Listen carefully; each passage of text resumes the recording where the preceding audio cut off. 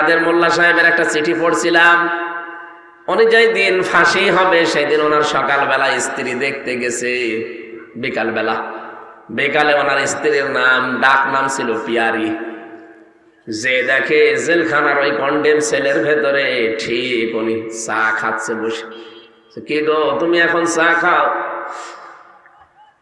মাগরিবের নামাজ কিছুক্ষণ আগে পড়লাম, আমি আজকে রোজা ছিলাম, রোজা রাখা অবস্থায় আমি ইফতার করে খাবার খেয়ে এখন চা খাচ্ছি, শুনলাম নাকি রাত 10টায়। বলেন তো, নিজের স্ত্রীর সামনে রাত 10টায় মনে হচ্ছে শ্বশুর বাড়ি যাবে। আপনি যে বলেন মানুষের আকীদা ঠিক নেই, আপনার কি আকীদা আছে আপনি বলেন? এর চাইতে কি আকীদা দেখবেন আপনি? এই জায়গায় দড়ি যখন আসে আপনার আকীদা কোথায় থাকে?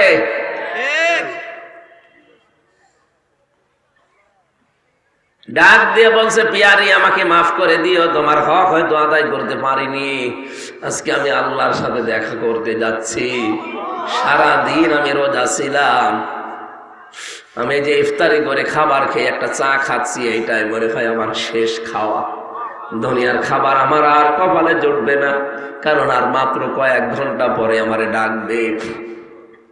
ওরা বিভিন্ন খাবার নিয়েছিল, যেগুলো খান বলছে না, দুনিয়ার এই খাবার আমার আর ভেতরে ঢুকবে না। মনে হচ্ছে জান্নাতের খাবার আমার আল্লাহ তার সামনে মেলে ধরেছে।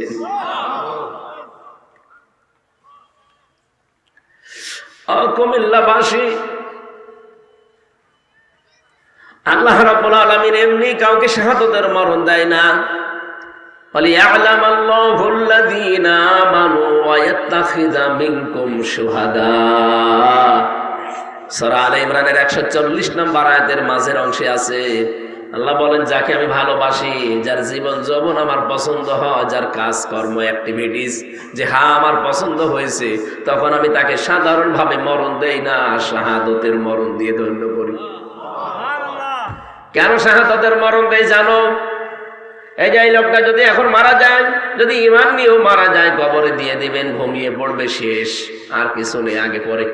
কিয়ামতের দিন সিংহায় ফুৎকার দেওয়ার পরে উনি উঠবে। কিন্তু লোকটা যদি শহীদ হয়ে মরে, উনি ঘুমাবে না, কবরে যাওয়ার পরে আল্লাহ নিজে ওকে খাওয়াবে। এই জন্য শহীদদের ব্যাপারে এত কড়াকড়ি কথা আল্লাহ কোরআনে দিয়েছেন। যারা শহীদ হয় তাদেরকে মৃত বলা যাবে না। ওয়ালা তাকুলু লিমান ইউকতালু ফি সাবিলিল্লাহি আমওয়াত বাল আহইয়াউ ওয়ালাকিন লা তাশউরুন। রব্বুল আলামিন সূরা বাকারার ভেতরে জানিয়েছেন, যারা শহীদ হয় তাদেরকে মৃত বলবা না, যে মরে গেছে না, এরা মরে না, এরা জিন্দা, তোমরা বোঝো না। তাই মানুষ যেহেতু মুখ দিয়ে কথা বলে, এই জন্য আল্লাহ মুখের ওপরে নোটিশ দিয়েছেন। মুখের পরে মানুষ যেহেতু দিমাগ দিয়ে চিন্তা করে, এই জন্য আল্লাহ দিমাগের উপরে নোটিশ দিয়েছেন, ওয়ালা তাহসাবান্নাল্লাযীনা কুতিলু ফি সাবিলিল্লাহি আমওয়াতা বাল আহইয়াউন ইনদা রাব্বিহিম ইরযাকুন। সূরা আলে ইমরানের 169 নম্বর আয়াতে আছে, ধারণাও করবা না যে আমি আল্লাহর জন্য যারা জীবন দেয় এরা মরে গেছে, ধারণাও করবা না, বলা তো যাবেই না মুখ দিয়ে, ধারণাও করবা না। কারণ কি? কারণ তারা জীবিত এবং তারা আমি আল্লাহর কাছে রিজিক পাই। কুমিল্লাবাসী বলেন তো, ঘুমিয়ে থাকলে খাওয়া লাগে? কথা বলেন না কেন? ঘুমাবে তো এই লোকটা, যে ঈমান নিয়ে মরে গেছে, ঘুমিয়ে পড়বে। ফেরেশতারা বলবে, নাও ঘুমিয়ে যাও। দোলা ভাই যেভাবে আপা নিয়ে ঘুমায়, ওইভাবে ঘুমিয়ে যাও, কিয়ামতের দিন একবারে উঠবা, এই শেষ, ওনার আর কিছু নেই। কিন্তু শহীদ হয়ে যে মানুষ মরবে, ওদেরকে আল্লাহ বলেন ঘুমাবে না, ওরা জীবিত, আর জীবিত থাকলে, জেগে থাকলে খাওয়া লাগে। এই জন্য আল্লাহ নিজে তাদেরকে খাওয়ান। দুনিয়ার খাবার দিলে শহীদদের অসম্মান হবে, আল্লাহ নিজে জান্নাতের খাবার কিয়ামত পর্যন্ত খাওয়ান। শহীদের যে খাবার খেলে মানুষের যে কি তৈরি হয়, রক্ত। কি মানুষ খাবার খেলে কয়েকটা জিনিস ভেতরে তৈরি হয়। এক নম্বরে খাবার খেলে পিত্ত রস তৈরি হয় খাবারের নির্যাস দিয়ে। আমরা কিন্তু যে নির্যাসটা বের করি খাবার থেকে চুষে চুষে, ওটা দিয়ে আল্লাহ নির্যাস বানায় পিত্ত রস। ওটা এত দামি, পারায় কারিমে বিজ্ঞান প্রমাণ করেছে এর ভেতরে যে খাবার যতক্ষণ থাকবে ওই পিত্ত রস ওই নালী দিয়ে ওই নাড়ি দিয়ে আস্তে আস্তে ফোঁটা ফোঁটা পড়তে থাকবে। যতক্ষণ খাবার পেটে আসে পড়বে, ওটা হজম হবে। খাবার যখন পেটে না থাকবে আপনার ওই পিত্ত রসের ওই থলিটা হঠাৎ আল্লাহ নিজের পক্ষ থেকে বন্ধ করে দেবে। আল্লাহ এটা বোঝাতে চেয়েছেন যে আমি কিন্তু অপচয় করি না, এটা যেহেতু দামি জিনিস আমি অপচয় করি না। আমি শুধু ফতোয়া দিয়ে শেষ করে দেইনি, আমি দেখিয়েছি যে আমি অপচয় করি না। এটা নির্যাস তৈরি হবে প্রথম খাবার, যে খাবারই খান তার প্রথম ওইটা দিয়ে নির্যাস, এরপরে তৈরি হবে ওইটা দিয়ে মল, এরপরে ওখান থেকে তৈরি হবে প্রসাব, এরপরে তৈরি হবে রক্ত, এরপরে তৈরি হবে চর্বি। বিভিন্ন জিনিস অর্গান তৈরি হতে থাকে এর ভেতরে। এই মাথা থেকে শুরু করে পা পর্যন্ত ৭০,০০০ তার আছে। কম্পিউটার যদি এখানে এটা না ভিড়িয়ে কম্পিউটার ভিড়ান, আমি আপনাকে একটা একটা করে সব দেখাতে পারবো। এই অক্সিপিটাল লব আছে এখানে, প্যারাইটাল লব আছে এখানে। মাথার ভেতরে প্রায় 18টা জিনিস ঘুরপাক খাচ্ছে। এক একটা জায়গায় প্রায় 6টা করে জিনিস আছে। কেউ চিন্তা করে, কেউ দুঃখ করে, কেউ আনন্দ করে। এক একটা জিনিস এখানে আছে, কেউ দেখে। রব্বুল আলামিন বলেন খাবার খাবার পরে রক্ত যেহেতু তৈরি হবে, এই রক্তগুলোই শরীরে ছড়িয়ে যাবে, তখনই আপনি বল পাবেন। রক্ত যদি ছড়িয়ে না যায় তাহলে আপনার বল পাবেন না। মানুষের খাবার খেলে রক্ত তৈরি হয়, এই জন্য শহীদ যারা এরা যেহেতু খাবার খায় তাহলে রক্ত লাগবে। এটার প্রমাণ দিয়েছেন হযরতে হামজার জীবনীতে। আমি তার জীবনী পড়িতে গেছি। তিনি শহীদ হওয়ার প্রায় 30 বছর পরে তার কবর ভেঙে গিয়েছিল। মদিনায় একটা বিশাল ঢল হওয়ার কারণে তার কবর ভেঙে যায়। ওই সময় যারা তার সাথে যুদ্ধ করেছে এখন তারা প্রায় মুরব্বী হয়ে গেছে। রক্ত অনুসন্ধান করতে করতে গিয়ে দেখে 30 বছর আগে মুহাম্মদুর রাসূলুল্লাহ আপন চাচা হযরতে আমির হামজা কাফেররা যেখানে যেখানে তাকে কোপ দিয়েছিল ওই জায়গাগুলো দিয়ে ফিনকি দিয়ে তাজা রক্ত বের হয়ে চলে আসছে। কুমিল্লাবাসী বলেন তো, যদি খাবার না খাবে তাহলে রক্ত আসলো কোত্থেকে? কথা বলেন না কেন?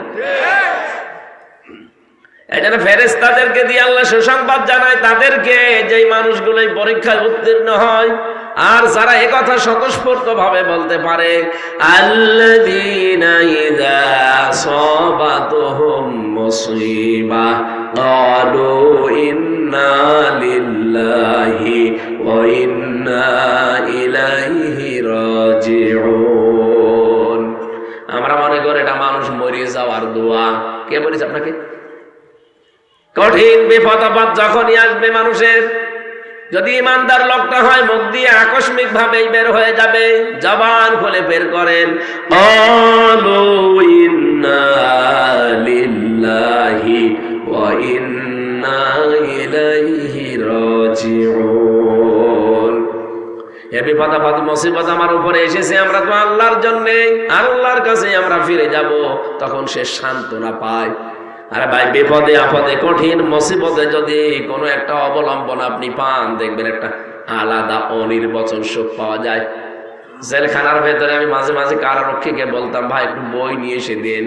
24 ঘন্টা তো তালা লাগিয়ে রাখেন এই ফাঁসির কন্ডেম ছেলে, কারোর সাথে কথাও বলতে দেয় না। আবার সিসি ক্যামেরা দিয়ে রেখেছে, কেউ যেন আমার দিকে না তাকায়। বাইরের যোগাযোগ তো 3 বছর পুরা বিচ্ছিন্ন। একটা বই এনে দেন, একটু পড়ি। বই এনে দেয় বঙ্গবন্ধুর আত্মজীবনী। ও ছাতা পড়ি করবে না, কয়েকদিন বই চাই, বই এনে দেয় বঙ্গবন্ধুর ছেলেবেলা, বঙ্গবন্ধুর চীন সফর। ও ছাতা পড়ে আমার রাগ করবে না। একদিন রাগ করে বলেই ফেললাম যে এ বই কেন? আমি যে বই বলি ওই বই এনে দিতে পারেন না। আমি কি বই? আমার ফাঁসি চাই, এই বইটা এনে দেন। আমি মেজর ডালিম বলছি এটা এনে দিন। না, ওই বই পড়তে নেই। মানে ওইটাই পড়া দরকার। ওখানে ভেতরে তো টাকা চলে না, চলে সিগারেট। সিগারেটের প্যাকেট দিলে বিভিন্ন জিনিস পাওয়া যায়। এক হিন্দু কারারক্ষী, ওর তো আর ইমান বিমান নেই। ওর নাম ছিল সুব্রত বালা। এরপরে আরো কয়েকটা হিন্দু আমার দায়িত্বে ছিল, দেবদুলাল, অসিত কুমার, আরো নাম আমার মনে। 3 বছর একাধারে খালি হিন্দুই পেতাম, তো এই কারণে মনে আছে নামগুলো। এরকম একজন পেয়েছিলাম, ওই সাতক্ষীরার ওদিকে করে বাড়ি যেন। এর তো আর আল্লাহ রসুল বলে কোনো চিন্তা ভাবনা নেই, ওর দুনিয়াকে মজা নিল এই ধান্দায় আছে। পরে একদিন বললাম, শোনেন, কাছে তো তাকানো যাবে না, সিসি ক্যামেরা আছে, এক কাজ করেন, এটিএম আজহারুল ইসলাম আছে ওই যে পাশের বিল্ডিং এ, আপনি ওনার কাছে গিয়ে বলবেন যে আমির হামজা কিছু বই চেয়েছে, যদি বইগুলো দেয় আপনি একটু চুরি করে আমারে দিয়ে যাবেন, কারণ আমি জানি যে ওনার কাছে বই আছে। পরবর্তীতে উনি বই পাঠিয়েছে আমারে চুরি করে। কারাগারে রাত দিন জয়নাব আল গাজালির বলেছে আমির হামজারে বড় বেটা ভালো করে পড়তে। আমি 1 বার 2 বার নাই, 3 বছরে প্রায় 7 বারের ওপরে বইটা শেষ করেছি। কয়েকটা মহিলার ঘটনা ওখানে লেখা আছে যে তাদের ঈমান কি। জয়নাব আল গাজালি একজন মহিলা, তার যে ঈমান এবং তার ভাইয়ের যে ঈমান পুরাটা পর্দা। আমার মনে মনে মাঝে মাঝে নিজের তৃপ্তি আসতো, আল্লাহ, একজন মহিলা মানুষ যদি এরকম পরীক্ষা দিতে পারে, আমি একজন পুরুষ মানুষ, যখন একটু শান্তি পেতাম।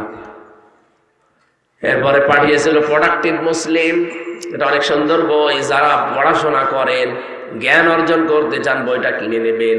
প্রোডাক্টিভ মুসলিম, পারিবারিক জীবন থেকে আন্তর্জাতিক জীবন পর্যন্ত পুরোটা সাজানো আছে। এটা একটা তৃপ্তি পেতাম বইগুলো পড়লে। আল্লাহ পাক বলেন, এই যে ঈমান যাদের আছে এদেরকে পরীক্ষা করলে এই মানুষগুলো তৃপ্তি পায়। তৃপ্তির সারে তখন বলে, আমরা তো আল্লাহর জন্য, যারে যা হয়ে যায় যাক, আমরা তো আল্লাহর জন্য আল্লাহর কাছে ফিরে যাব। উলাইকা আলাইহিম সালাওয়াতুম মির রাব্বিহিম ওয়া রাহমা ওয়া উলাইকা হুমুল মুহতাদুন। বলেন আল্লাহু আকবার। আল্লাহ বলেন, এই মানুষগুলোর উপরে আমার শান্তি, এদের উপরে আমার রহমত, আর এরাই হেদায়েতের উপরে আছে। তাহলে হেদায়েতের উপরে আছে কারা? যে মানুষগুলোকে পেছনে এই পরীক্ষাগুলো করা হয়েছে। এই পৃথিবীতে কাদেরকে পরীক্ষা করা হয় আপনি দেখতে পাচ্ছেন?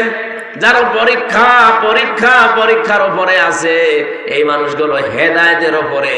কিন্তু এদেরকে দেখে মাঝে মাঝে দিনের দিকে ডাকতে গেলে তখন দর কষাকষি করে। কথা বোঝেন আমার? আয়াতের 2টা বিধানই আপনাকে মানা লাগবে। আপনি ডাকবেন, পরিশ্রম করবেন, উজরত চাইবেন আল্লাহর কাছে। 2 নাম্বার, আপনাকে হেদায়েতের উপরে থাকতে হলে ওই পরীক্ষাগুলো দেওয়া লাগবে। এদেশে বহু মানুষ আছে যে তাবলীগ জামাতের যারা আছেন ভাইরা, আপনারা তো নিজের খেয়ে নিজের পরি মানুষকে আল্লাহর দিকে ডাকেন, কোনো পরিশ্রমিক নেন না, কোনো উজরত চান না। কিন্তু হেদায়েতের উপরে থাকতে গেলে অবশ্যই আপনাকে কোরআন দিয়ে মানুষকে ডাকা লাগবে। আপনি মন খারাপ করলে আমার সঠিক কথা তুলে ধরা লাগবে, কারণ দাওয়াত দেওয়ার সিস্টেমই হচ্ছে কোরআন দিয়ে। ইয়া আইয়ুহার রাসূল বাল্লিগ মা উনজিলা ইলাইকা মির রাব্বিক, হে রাসূল আপনি মানুষকে পৌঁছিয়ে দেবেন কি? বলেন বলেন। সহিহ যেটা আপনি কোরআন হাদিস দিয়ে বানিয়েছেন বুঝলাম। এই যে ময়দানে যেটা তৈরি হবে এখন টঙ্গীর এই ময়দানে, যারাই যা করছেন লক্ষ লক্ষ মানুষ আমরা ওখানে হাজির হব, ঠিক আছে। কেন এই ঘোষণা দেওয়া যায় না যে শুধু সহিহের উপরে বয়ান হবে না, পুরা কোরআনের উপরে বয়ান করবে? এখানে যে আলেম এখানে যাবে, যে আয়াত চায় ওই আয়াত তাকে দিয়ে দেন, ওই আয়াতের উপর স্টাডি করে গবেষণা করে সে আলোচনা করবে। কেন এই কথা বলা হয় না খালি সহিহের উপরে? কেন? এটা মুসলমানদেরকে ধরা সাপ বানানোর একটা কায়দা। খালি 6টার ভেতরে থাকবে, ইসলামকে 6টার ভেতরে আছে, আর নেই। এই জন্য আমরা চাই আগামীতে যারা বিশ্ব ইজতেমায় যাবে, ওখানে যত আলেম চায়, ভালো ভালো আলেম আছে, যে আলেম যে আয়াত চায় ওই আয়াতের উপরে তাকে বলবেন যে 10 দিন 15 দিন আপনি লেখাপড়া করেন, এক একটা আয়াত থেকে নতুন নতুন তথ্য বের করে পড়া কোরআন কেন্দ্রিক আলোচনা ওখানে আমরা চাই। ওখানে সুদের বিরুদ্ধে আপনি বক্তব্য দেবেন, ঘুষের বিরুদ্ধে দেবেন, দুর্নীতির বিরুদ্ধে দেবেন, চাঁদাবাজের বিরুদ্ধে দেবেন, ওখানে আপনি জুলুম, অত্যাচার, নির্যাতনের বিরুদ্ধে দেবেন, মানুষের তৈরি করা আইনের বিরুদ্ধে দেবেন। এইটাই তো নবীজি করতেন। তা আপনি কোন তাবলীগ করেন? তাবলীগই তো এটা যে আমার সামনে চাঁদাবাজি হবে আর আমি বলবো যে যা করছে করুক, লা ইলাহা ইল্লাল্লাহ। আজকে সকালে যশোরে 50 লাখ টাকা চাঁদা চেয়েছে, দেয়নি, তাকে কি পিটানো পিটাচ্ছে দেখলাম। এটা তো ফেরেশতারা করছে না, অবশ্যই কোনো মানুষই করছে। একটা দলের সভাপতির নাম সেখানে এসেছে, আমি নাম নাই নিলাম। অনেকে মনে করছে এত গোপনে চাঁদাবাজি করি তারপরও ধরি ফেলে কি করি। আরে বেটা, গোয়েন্দা বিভাগের খবর রাখেন। আমি নিজে দেখেছি ওদের যে মেশিন, ওরা যা বসিয়ে রেখেছে বাইরের দেশ থেকে নিয়ে এসে। আপনি মনে করেন আমি রাত 12:30টার সময় গেলাম নারায়ণগঞ্জের বন্দরে চাঁদা চাইতে, কেউ জানে না। মিডিয়া জেনে ফেললো কি করে, আর গোয়েন্দারা জানলো কি করে। আরে ভাই, রিমান্ডে নিচে দেখেছি সত্যি কথা, যে কোরআন শরীফ সামনে আমি বলছি, আপনি পায়খানায় বসে বসে কি করেন তা ওরা দেখতে পায়। হ্যাঁ, এমন মেশিন ওদের কাছে আছে। ওই জালেমরা ইসরায়েল থেকে নিয়ে এসেছিল, সেটা তার নিয়ে যেতে পারেনি। এখন যারা দায়িত্ব আছে তারা ব্যবহার করছে। আপনি মনে করছেন আমি কেউ জানি না, এত রাতে সব ঘুমিয়ে পড়েছি আর এরা জানলো কি করি। আরে ভাই, 24 ঘন্টা ওইটা ওদের সামনে। বাংলাদেশ ওদের একেবারে নখদর্পণে, একেবারে হাতের এই মুঠার উপরে, কে কি কোথায় সব দেখতে পায়। আমি ধরা পড়ার একদিন পর সাতক্ষীরা থেকে মাওলানা আমিরুল ইসলাম বেলালি আমার বাড়িতে কল দিয়েছে। ওই নাম্বার কেউ জানে না, কার নামে তোলা নাম্বার তাও আমি জানি না। উনি কল দিয়ে জানিয়েছে যে হামজাকে বলবা যদি যোগাযোগ করতে পারো, হামজাকে জানাবা সে যেন অন্তত এই কথাগুলো না বলে। ও আল্লাহ, সকালবেলা দেখছে ভিডিও আকারে এবারে দেখাচ্ছে। আর আপনি বলছেন আমি রাত 12:30টায় গেলাম চাঁদা চাইতে, কেউ তো জানে না। কেউ জানে না কে বলিস আপনাকে? আমি গোয়েন্দাদের সাথে কথা বলি মাঝে মাঝে, ওরা বলছে হুজুর দেশটা আমরা পর্যবেক্ষণে রেখেছি, শুধু দেখছি যে কে কি করে। তারেক জিয়া এমনি রেগে যাচ্ছে, উনিও টের পাচ্ছে। উনি বলছে না, কালকেও বক্তব্য দিয়েছে তারেক জিয়া যে আপনার থামেন, ক্ষমতায় কি আমরা চলে এসেছি, এখনই আপনি আরম্ভ করেছেন, থামেন না কেন? এখনো দেশটা জনগণের হাতে, ওরা কিন্তু সব দেখতেছে কে কি করে। আপনি একটু জরিপ চালান। কালকে একজন মহিলার জরিপ দেখলাম, তার কাছে সাংবাদিক জিজ্ঞাসা করছে আপনি কাকে চান? বলছে আমরা যাই চাই, চাঁদাবাজকে চাই না। অলরেডি আপনি বদনাম করে ফেলেছেন নিজের। আর আপনি বলেন না বাবা শাহজালাল, মদের কাছে কুত্তা বিড়াল সব হালাল।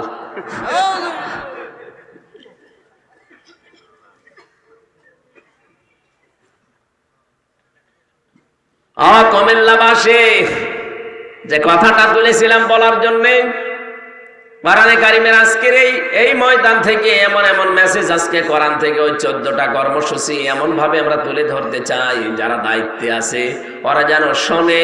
আর একটা সুন্দর কল্যাণময় রাষ্ট্র যদি কেউ গঠন করতে চায়, এখান থেকে যেন তারা থিওরি নেয়। মানে থিওরি গুলো আমার বানানো না, আল্লাহ নিজে বানিয়েছেন, তাও 27 বছর নবীকে তার গবেষণাগারে বসিয়ে নিজে শিখিয়েছেন। এখানে সরাসরি শিক্ষককে, ছাত্রকে নবী মুহাম্মদ রাসূলুল্লাহ। সময় লেগেছে 2 দিন 5 দিন না, পিএইচডি করতে, গবেষণা করতে, আমরা দেখি এমফিল করতে সব মিলে মাত্র 5 থেকে 7 বছর লাগে। 2 বছর এমফিলে, 5 বছর পিএইচডি, 7 বছরে একটা বিষয়ের উপরে পুরা নখদর্পণ এসে যায়। অথচ আল্লাহ বলেন আমি 27 বছর নিজে শিক্ষক হয়ে আমার নবীকে শিখিয়েছি। একটা রাষ্ট্র যদি কল্যাণময় করতে হয়, এগুলো মাস্ট বি লাগবে। আমরা সেই কোরআন থেকে কথা বলতে চাচ্ছি, চলে যাবেন নাকি? ইন্না হাযাল কুরআনা ইয়াহদি লিল্লাতী হিয়া আকওয়াম। আল্লাহ পাক বলেন অবশ্যই এই কোরআন একটা সঠিক এবং সুন্দর মজবুত হেদায়েতের পথ তোমাদেরকে নির্দেশনা দেয়। ওয়ায়ুবাশশিরুল মুমিনিনা আল্লাযীনা ইয়া'মালুনাস সালিহাতি আন্না লাহুম আজরান কাবীরা। নবী আপনি সুসংবাদ দিতে পারেন ওই মুমিনদেরকে যারা ভালো ভালো কাজ করে দুনিয়ায় উত্তম পুরস্কার আমি আল্লাহ তাদের জন্য রেখে দিয়েছি। বলেন সুবহানাল্লাহ। ওয়ান্নাল্লাযীনা লা ইউমিনুনা বিল আখিরাহ, যারা আখিরাতে বিশ্বাসী না, কিয়ামতে জবাব দিতে হবে, বিশ্বাস যাদের ভেতরে নেই। ওয়া'আতাদনা লাহুম আযাবান আলীমা, তাদের জন্য যন্ত্রণাদায়ক শাস্তি আল্লাহ রেডি করে রেখেছেন। আল্লাহ আযাবান পর্যন্ত শেষ করে দিতে পারতেন, আলীমা দিলেন কেন? এমন আযাবের ধরন আমি আয়াতের তাফসীর অন্য আয়াতের সাথে মিলিয়ে দেখেছি। এত কঠিন আযাব আল্লাহ দেবেন যে চামড়া পোড়াটা খসিয়ে ফেলবেন। লাওয়াহাতুল লিল বাশার, আল্লাহ পাক বলেন লা তুবকি ওয়ালা তাযার, লাওয়াহাতুল লিল বাশার। এই জাহান্নামে ফেলে যাওয়ার পরে এই মানুষটাকে আস্তেও ছাড়বে না বা ছেড়েও দেবে না, এদের চামড়া আগে পোড়া খসে যাবে। এই পৃথিবীতে যত কঠিন ঘর হোক, আমি রিমান্ডে একটা ঘর দেখেছিলাম মাটির নিচে, যেখানে নিয়ে ওরা নখ তুলে ফেলে মানুষের। আমাকে নিয়ে গিয়েছিল ওখানে 9 দিনের দিন, মেশিন পত্র বের করেছে আমার সামনে রেখে দিয়ে বলছে এগুলো হাতের আর পায়ের নখ তুলি আমরা। ওদের কথাবার্তা শুনলে বুঝতাম যে ও মানুষ না পুরাটা জানোয়ার। মানে কথাবার্তার এরকম ধরনই আলাদা। আমি যে একজন মাওলানা মানুষ, আমারে মা মাতালি তুলে গালি দিত, তাহলে সাধারণ মানুষ পেলে কি করত? ও জানে যে হাফেজ, কোরআনের হাফেজ, একজন মাওলানা, একজন মুফতি মানুষ, তারপরও আমার মায়ের নাম ধরে বাপের নাম ধরে কি গালি গালা, অথচ সব বিসিএস ক্যাডার। তাহলে বলেন তো এরকম সাধারণ মানুষ যদি আমার সামনে যারা সাধারণ মানুষকে নিয়ে যেত, কি কান্নার আওয়াজ পেতাম। মাঝে মাঝে দেখতাম যখন হাত পায়ের নখ তুলে নিয়ে আসতো, কি কান্না, ওর কান্না দেখে আমি নিজে অজরে কাঁদতাম। একজনকে দেখেছিলাম চট্টগ্রামে বাড়ি, একটা কথাও বানিয়ে বলছি না, নিজের দেখা সব। এই যে হাতের তালু, এখান থেকে আস্তে করে ব্লেড দিয়ে কেটে দেয়, এরপরে একটা মেশিন আছে ওদের কাছে, ওইটা ধরে চামড়া ছোট করে ফেলে, ওই চামড়াটা ধরে টান দেবে আস্তে করে, এগুলো পুরাটা গোল হয়ে চলে আসবে। জীবিত মানুষ এতটুকু দিয়ে শেষ করে যদি বলে যান ঠিক আছে আমরা ওষুধপত্র দেই না, ওর উপরে লবণ দিয়ে দেয়। আমার এরকম কঠিন অবস্থা করে নাই, কিন্তু আমার টাঙিয়ে রেখেছিল, মাজায় দড়ি দিয়ে আমার 11 ঘন্টা টাঙিয়ে রেখেছিল। আমার এদিকে চোখ বাঁধা কালো কাপড় দিয়ে, এদিকে পায়ের সাথে ডান্ডা বেড়ি দেয়া, পা হাত আবার পেছনে ডান্ডা বেড়ি দিয়ে বাঁধা, ওই হ্যান্ডকাপ দিয়ে নড়াচড়া করবে না, ছাতা কেটে যাবে। আমার যে কত জায়গায় কেটেছিল আল্লাহ ভালো জানে। 20, 21, 22, 23, 21, 22, 23 পড়া 3টা বছর। ওই সময় দেখেছিলাম যে ওই ছেলেটার চামড়া এখান থেকে, ওর নাম আব্দুল্লাহ, এখান থেকে তুলে আস্তে করে যখন টান দিয়েছে পোড়া চামড়া চলে এসেছে। তাও পোড়া টানা শুধু এইটুকু।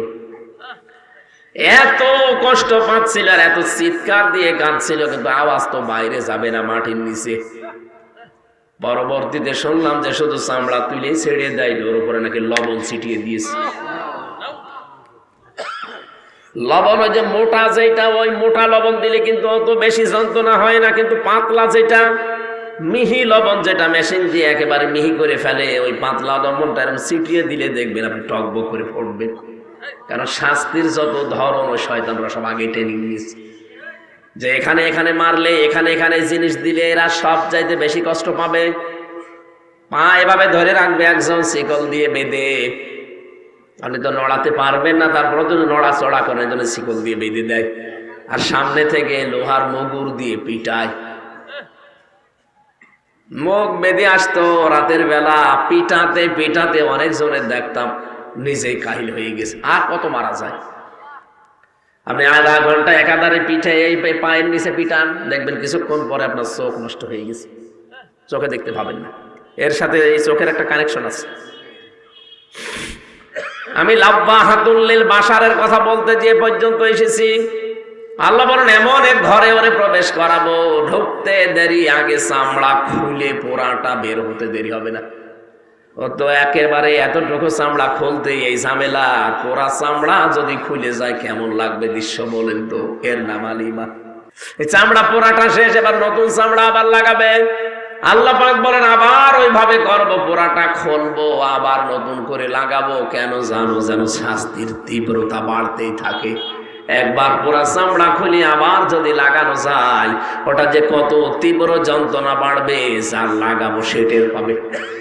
রাব্বুল আলামিন বলেন নবীজিকে আমি নিয়ে গেলাম এই মাসের 27 তারিখে। বহু অত্যাচার জুলুম নির্যাতনের ভেতরে বিশেষ করে তার চাচাটা মারা গেল। তার স্ত্রী খাদিজাতুল কুবরাকে আমি তুলে নিলাম। 2টা বড় বড় ছায়া তার মাথার উপর থেকে আমি আল্লাহ তুলে নিয়েছি। নবীজি মানুষ তো, এই হিসাবে তিনিও দুর্বল হয়ে পড়লেন।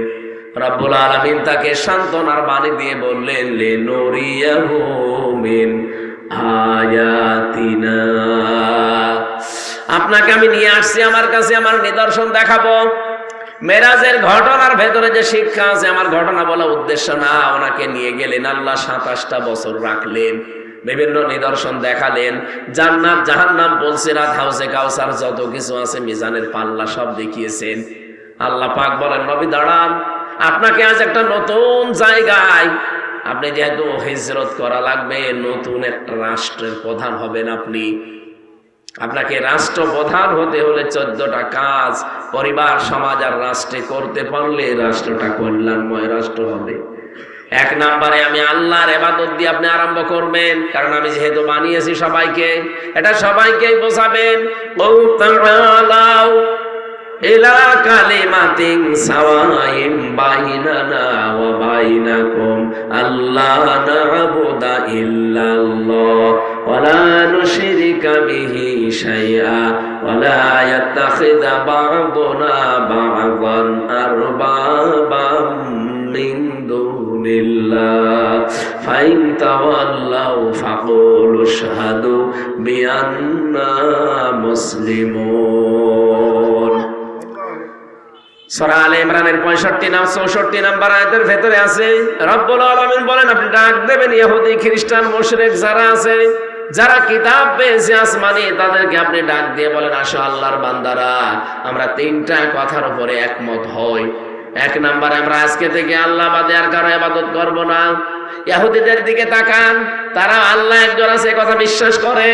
খ্রিস্টানদের দিকে তাকান, তারা আল্লাহ একজন আছে এই কথা বিশ্বাস করে। আমি মুসলমানের চাইতে ইহুদির অনেক মেয়েকে দেখেছি বাইরের রাষ্ট্রে, তারা এত বেশি পর্দা মেনটেন করে।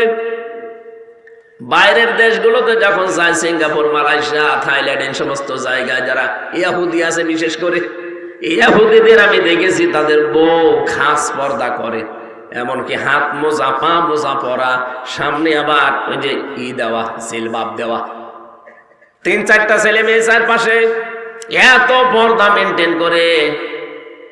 লোকটা ওর পাশে যে স্বামী বসে আছে, স্বামীর এত বড় বড় দাড়ি, মাথায় পাগড়ি বাঁধা, এত বড় জুব্বা গায়ে আমার মতো, দেখলে মনে হবে একেবারে কোনো আলেম হবে, অথচ ইহুদি। আল্লাহ একজন আছে, ওরাও বিশ্বাস করে, কারণ ওরা ইসলামী, ওদের উপরে যে তাওরাত নাজিল হয়েছে ওইটা ওরা বিশ্বাস করে। পরবর্তীতে ওই যে পরিবর্তন হয়েছে এইটা ওরা মানতে চায় না, বলে না যা হয়েছে এইটাই। অথচ ওর ভেতর ওরা নিজেদের মন মতো করে সাজিয়ে নিয়েছে। ইনজিলের ভেতরে ওরা সাজিয়েছে নিজের মন মতো করে।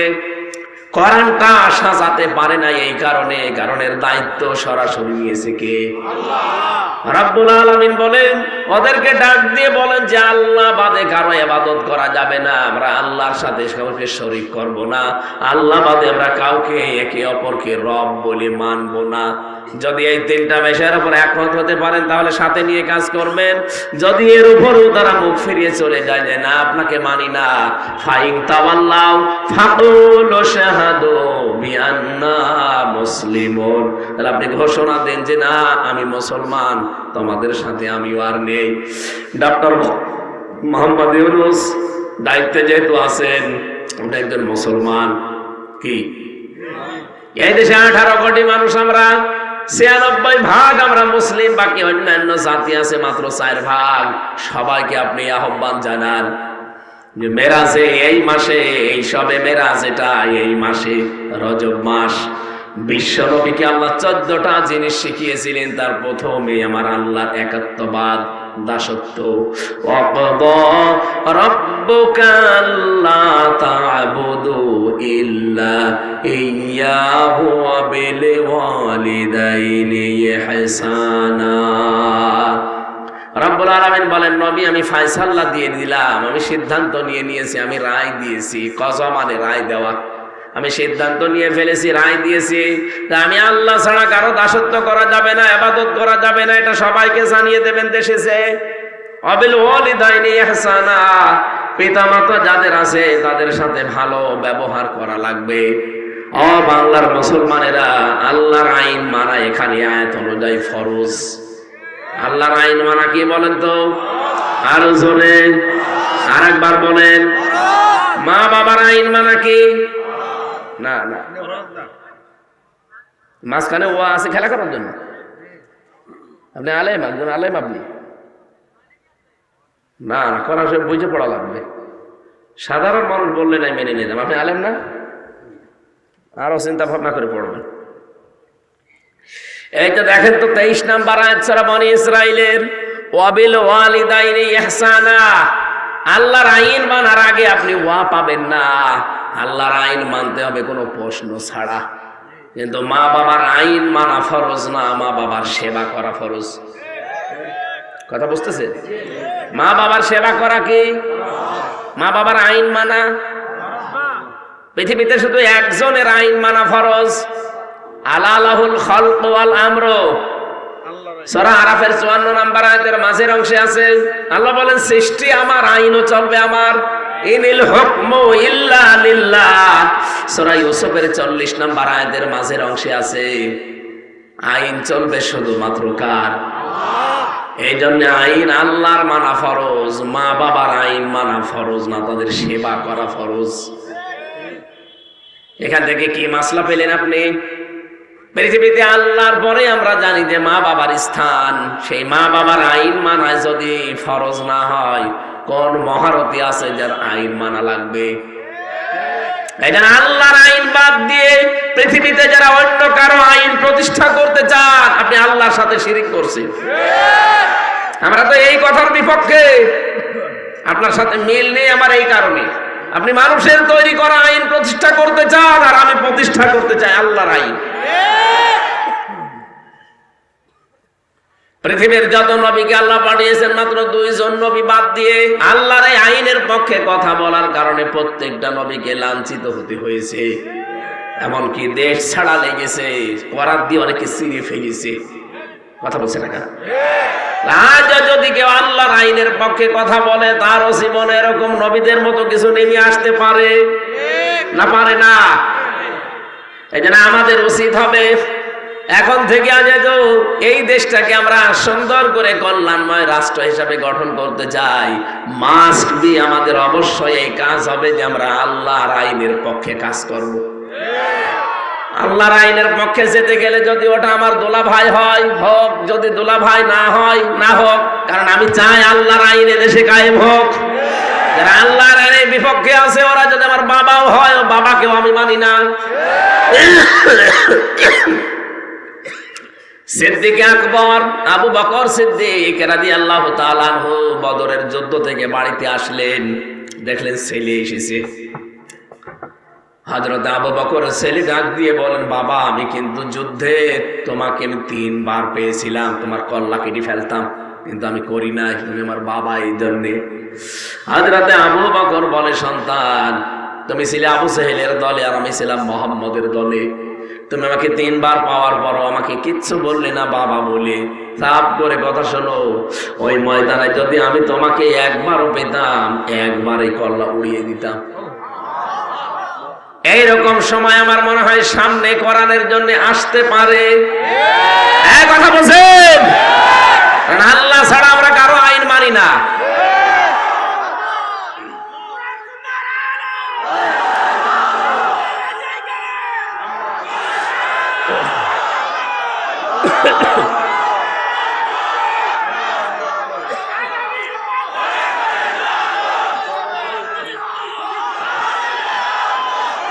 আমার ভাইরা, রব্বুল আলামিন এবার জানিয়েছেন আল্লাহর পরে যেহেতু পৃথিবীতে মানুষের জন্য সবচাইতে বেশি কষ্ট স্বীকার করে তার মা আর বাবা। বিজ্ঞান এখন প্রমাণ করছে আমাকে দুনিয়ায় নিয়ে আসতে গিয়ে, এই পৃথিবীর মুখ দেখাতে গিয়ে আমার মা 57 ইউনিট কষ্ট সহ্য করেছে। অথচ যত শক্তিশালী পুরুষ হোক সর্বোচ্চ 45 ইউনিট কষ্ট যদি কাউকে দিতে পারেন ও মরে যাবে, ওকে বাঁচাতে পারবেন না। কত? 45 ইউনিটের বেশি মানুষ কষ্ট সহ্য করতে পারে না। কিন্তু যদি কেউ 57 ইউনিট কষ্ট সহ্য করে আমার দুনিয়ায় মুখ দেখিয়েছে, তিনি আমার মা। এজন্য অবিল ওয়ালিদাইনি ইহসানা, ভালো ব্যবহার করা লাগবে মায়ের সাথে আগে। নবীজিকে সাহাবী প্রশ্ন করলেন ভালো ব্যবহার পাওয়ার হকদার কে? নবীজি বললেন মা, এরপরে মা, এরপরে মা, এরপরে বাবা। কোন হাদিসে পেয়েছি 4 বার নবী মায়ের নাম বললে 5ম বার বাবার নাম বলেছেন।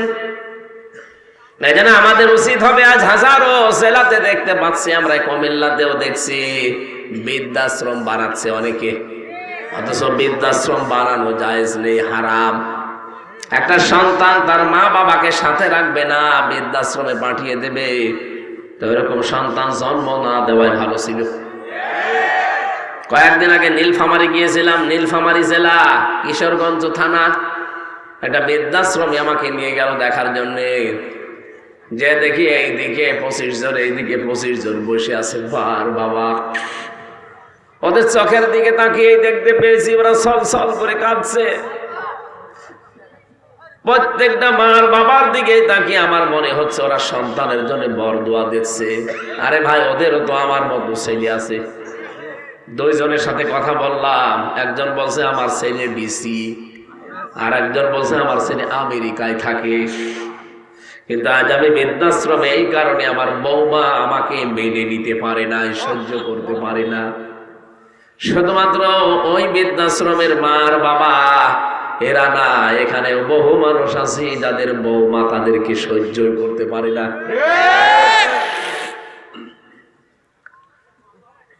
একবার রাঙ্গামাটি জেলায় ছিলাম, এই জেলে যাওয়ার আগে 19 সালের দিকে।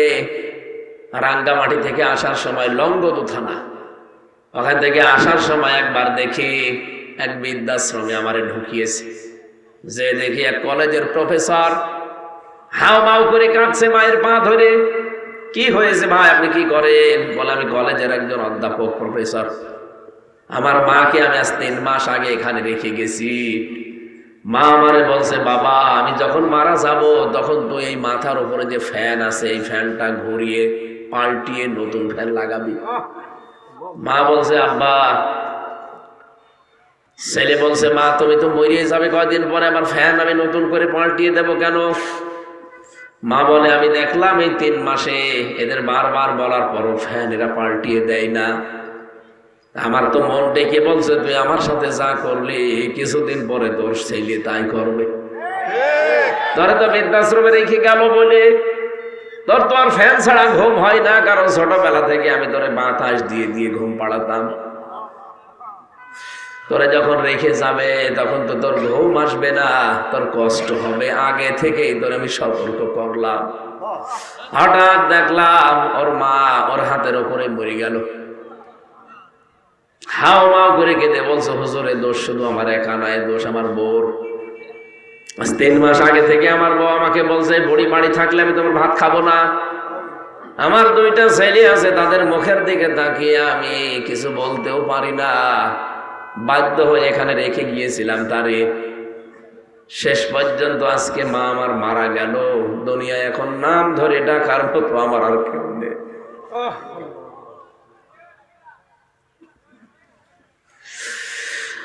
কুমিল্লাবাসী, আমার তো মনে হয় শুধু কলেজের অধ্যাপক না, এখানে আমরা হাজারো সন্তান বসে আছি যাদের কাছে মা বাবা ঠিক ওই রকমই। কথা বলেন, 5টা ছেলে, অথচ এক ছেলের বাড়িতেও খাবার হয় না, আলাদা করে রান্না করে লাগায় বুড়ির। অথচ এই 5টা ছেলেকে ওই বুড়ির পেটের ভেতরে রাখার জন্যে আমার আল্লাহ কিন্তু ভাগ ভাগ করে দেয়নি। 5টাকে সে একা পেটে নিয়েছে। 5টা ছেলে মিলে একটা মাকে রাখতে পারে না। আজ হাজারো সন্তান কিন্তু আমরা ধরা খেয়ে যাব। আরে ভাই, আল্লাহ নিজের পরে মা বাবার নাম দিয়েছে, উনি আন্দাজে দেয়নি, বুঝে শুনি দিয়েছে। কারণ আল্লাহ জানে যে আমার পরে সব চাইতে বেশি কষ্ট করে ওর জন্য ওর মা আর বাবা। 25 বছর, 26, 27, 28 বছর পর্যন্ত আমার পেছনে শ্রম দিল এই দুইজন।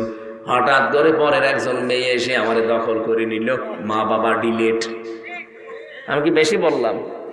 এরকম পরিবার দেশে নেই?